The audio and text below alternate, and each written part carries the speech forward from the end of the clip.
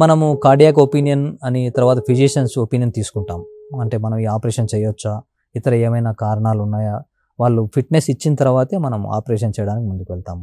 ఒక కాలు చేయాలా, 2 కాళ్ళు ఒకేసారి చేసుకోవచ్చా అని దాని గురించి మనం వాళ్ళతో సంప్రదించి ఫిజిషియన్ తర్వాత కార్డియాలజిస్ట్ హార్ట్ ఏ విధంగా ఉంది, హార్ట్లో ఏమైనా ఇబ్బందులు ఉన్నాయా, ఒకవేళ ఉంటే వాటిని సరి చేసుకొని చేస్తాము. తర్వాత కొంతమందిలో ఇన్ఫెక్షన్ ఉంటుంది, యూరిన్ ఇన్ఫెక్షన్ అని చెప్పేసి, సోర్ థ్రోట్ అని, ఏ రకమైన ఇన్ఫెక్షన్ ఉన్నా లేదా పంటి నొప్పి ఉన్నా, పంటిలో ఇన్ఫెక్షన్ ఉన్నా, ఏదున్నా కూడా ముందు వాటిని అన్నిటినీ సరి చేసుకొని తర్వాత మనం నీ రీప్లేస్మెంట్కి వెళ్ళవలసి ఉంటుంది.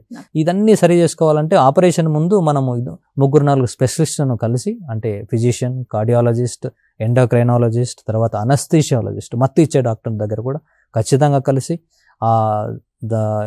ఆపరేషన్ ఎలా ఉంటుంది, దాని వలన వచ్చే ఇబ్బందులు ఏంటి, ఇవన్నీ తెలుసుకొని మాట్లాడి దానికి తగిన జాగ్రత్తలు తీసుకొని మన ఆపరేషన్కి వెళ్ళవలసి.